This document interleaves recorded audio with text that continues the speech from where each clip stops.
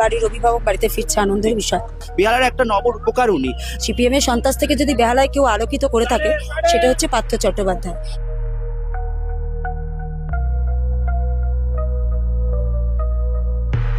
শীত গ্রীষ্ম বর্ষা পার্থদা আমাদের ভরসা। ওনার বাড়ি থেকে পাওয়া যায়নি, যার বাড়ি থেকেই হোক। আমি প্রশ্ন করছি, উনি কি দোষী? আপনি বলতে পারবেন? 2022-এর শিক্ষক দুর্নীতি মামলায় যে প্রাক্তন শিক্ষামন্ত্রী পার্থ চ্যাটার্জিকে ইডি আর সিবিআই তরফ থেকে অ্যারেস্ট করা হয়েছিল, আর আজ 11ই নভেম্বর 2025 তার মুক্তি। তিনি এই বাইপাসের এই বেসরকারি হসপিটালে এই মুহূর্তে অ্যাডমিটেড আছেন, যে কোনো মুহূর্তে তিনি বেরোতে পারবেন। আর ঠিক সেই কারণে আমার আশেপাশে আপনারা যদি এখন ভিড়টা দেখাতে পারি, আপনারা দেখবেন যে এই ভিড়ের মধ্যে যারা দাঁড়িয়ে আছেন এরা সবাই কিন্তু পার্থ চ্যাটার্জির ফ্যান, পার্থ চ্যাটার্জির অনুগামী। আমরা চেষ্টা করব ওদের সাথে একটু কথা বলার।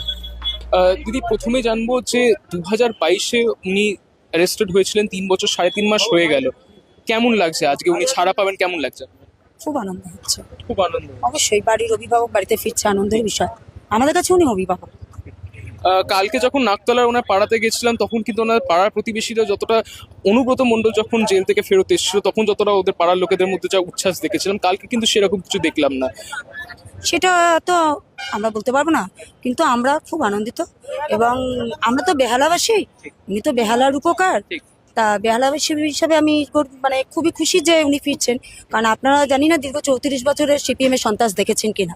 সিপিএম এর সন্ত্রাস থেকে যদি বেহালায় কেউ আলোকিত করে থাকে সেটা হচ্ছে পার্থ চট্টোপাধ্যায়। এবং বেহালার উপকার এমনি এমনি বলা হয় না। বেহালার যে আজকে চারিদিকে আলো বলুন, উন্নয়ন বলুন, যা দেখছেন সব পার্থ চট্টোপাধ্যায় করেছে।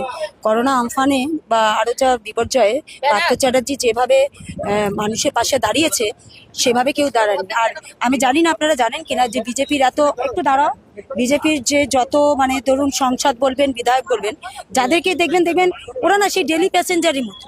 দেখবেন ডেলি প্যাসেঞ্জারই যেমন করে পরিযায়ী শ্রমিক, জানেন ওরা পরিযায়ী শ্রমিক, ওরা সারা বছর মানুষের পাশে থাকে না, ঠিক ভোটের সময় হাত জোর করে আসে। কিন্তু ইনি সেটা নন, ইনি ভোট কি আর শীত গ্রীষ্ম বর্ষা পার্থদা আমাদের ভরসা।